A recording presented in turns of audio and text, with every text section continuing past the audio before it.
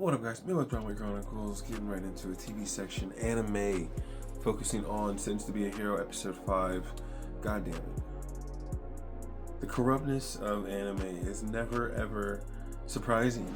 It's not anime itself being corrupt, it's people in anime constantly having horrible agendas, evil as shit agendas, trying to decimate people, ruin worlds, ruin lives, so on and so forth. They don't deserve to live. Only us higher up elites, royalty, if you would. Sound familiar? We live in fucking America. I hope it does, because this is how people treat us as commoners. Middle wealth, middle income class to low income. We're just kind of, mincemeat for everybody else, and we're just kind of here in the way.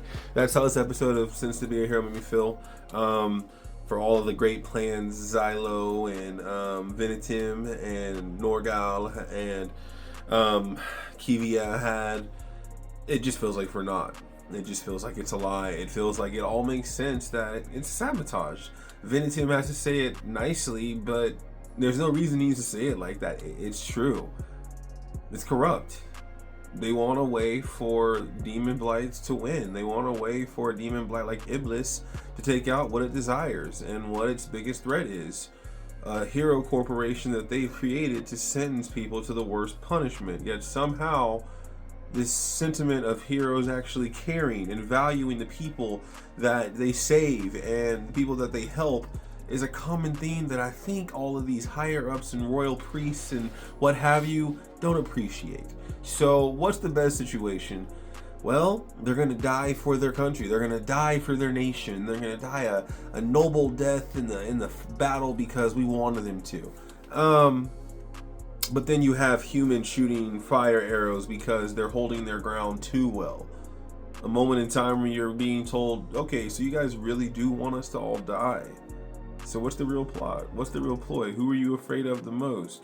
It feels like it still has something to do with Teorita being alive and wanting to get her away from them, if I'm being honest. But also, what is this demon blight to you guys? How close are you guys to Iglis?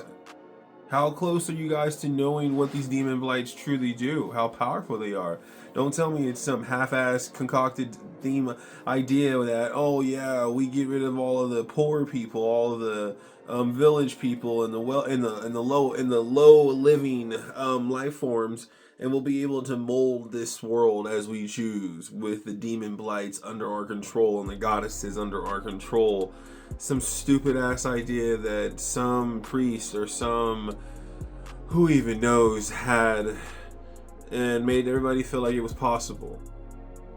Like goddesses aren't going to have a limit. Like goddesses aren't going to have a timer on how much they can do. Like demon blights are going to be able to be controlled. Stop me if you've seen this before in anime. We're going to control an entity we don't fully understand, and we're going to do whatever we want. Oh, what's that? Oh no. Oh no. We all die, and the enemy we thought we could control now does whatever it wants. How crazy.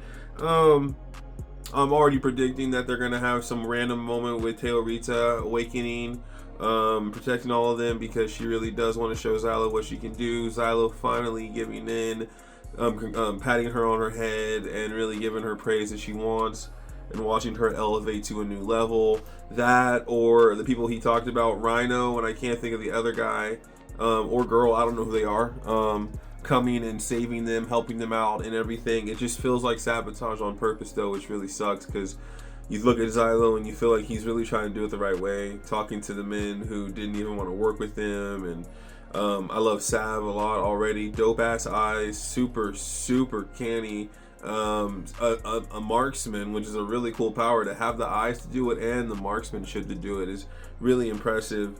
And I'm gonna say about Norgal, his sacred seals are so cool, so convincing, teaching anybody and everybody to be able to activate them and use them. He's a pretty cool guy. I'm really starting to fuck with Norgal more and more. I think he is underrated, and it might be a bunch of bullshit spiel talk. And like Xylo told them, like, we're not royalty or anything. They don't care. It's more about just wanting to return the favor and look at them and say, we want to be of service, knowing that we can't protect anything if we can't help you guys, or at least stand with you guys. And again, I still feel like they've walked into their own death, which is super sad, but at the same time, a beautiful moment of them really appreciate the fact that they had another lease on life and didn't want to waste it. So kudos to them for at least stepping up and trying to help out in the situation, because the shit does not seem easy. It seems like they're up a fucking up a creek without a paddle kind of moment right there, and you really hope it doesn't get worse. But of course, next episode I anticipated getting worse. Things getting to a fever pitch where people are dying. They can't stop it. Xylo's ready to give up and settled for death, and then Taylor Rita comes in and says, "Not my night. You won't do that. You know we're better than that, and you shouldn't."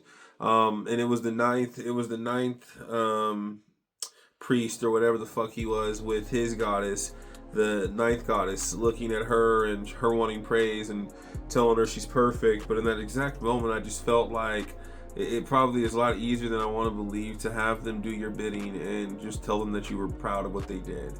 Not doing anything noble or just or right, more just, I need you to do this, and yes, it's going to be viewed as wonderful in the eyes of all of us, and all of us are all that matter kind of things.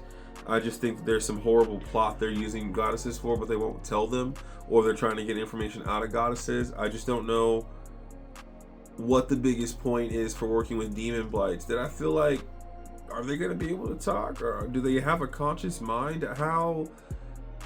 What is the biggest point with wanting demon blights to destroy the world, essentially?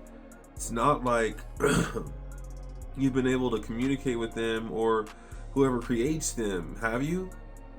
How are they created? Why do they all have capabilities of exploding on contact? There are some things that make you think, are they man-made?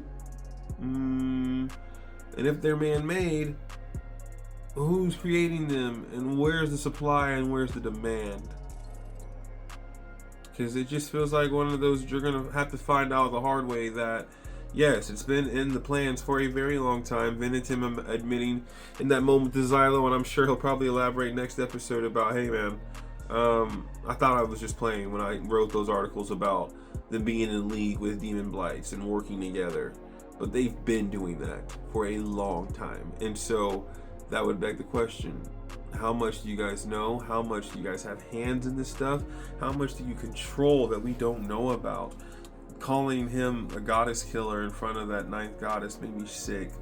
Looking at Xylo like he's just some monster, like they can just look at him with disgust and get the fuck out of here. He's probably the most badass motherfucker out of all of y'all. He's done tenfold of what any of you guys have done, so I don't want to fucking hear you try to compare yourselves to what Xylo is. A goddess killer, he killed the woman he probably loves the most in this world because he had to protect her, and he abandoned his crew, and he did all these things, and man, fuck out of here. None of that shit sounded believable. It just didn't. Okay,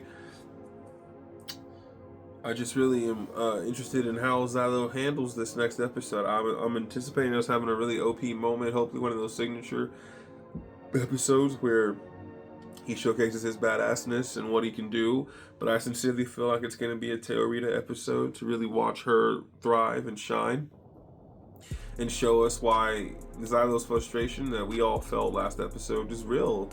The word usefulness, the word uselessness, the word helplessness, like she's of no value. And I think this is one of those moments we're going to be able to fall in love with Taylor Rita again and see how wonderful she is, how powerful she is. I'm just saying, in a moment with a barrage and an open castle and no doors to stop anything or anything, what would you want? You want poison? You want lightning? You want thunder that can stun somebody? Or do you want fucking swords that can eliminate lives? Chop, chop, chop. Whatever ability Taylor Rita unearths, I'm just saying right now, it's going to be some crazy shit involving swords, and she's going to either do lightning fast swords, big swords, strong swords, fire swords, something. She's going to go dummy, okay? I anticipate it for real. It has to happen because they're going to get out of this bind. We've already understood that Xylo's role in this whole world with his heroes, with Venatim, with Tatsuya, with Norgal, with Sav, is 100% to really just be the underdog that comes out victorious, prove everybody wrong, and tell them to fuck off in the process. So I can't wait for them to do it again one more time. Hope the corrupt motherfuckers have to like grit their teeth and do the whole frustration at the end of an anime episode, like, God damn it, it didn't work our way, fuck, we'll be back. I hope it happens next episode. I really do, because it's time to put these motherfuckers in their place. Put them in their place, Xylo, Taylor Rita, Norgal, Sav, Venetim. Tatsuya down there manning his own fucking space. Whoop that ass. Whoop that ass. Hoping it's going to be a good episode. Next episode is 6th episode mark. So if it's a regular anime season, that'd be the halfway mark, most likely. So I hope shit really does pop off. And here we go. Hopefully it's really good. This episode set things up for it being a very spectacular fail or win. And we're going to see where it goes. So, alright guys, this has been Midwest Brownwood Chronicles. I'm your Midwest Brownwood, Jalen Brownford. Thank you so much for watching any of my videos. Like and subscribe. Come back.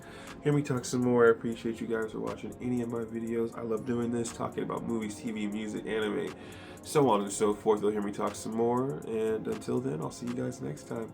Peace and love always.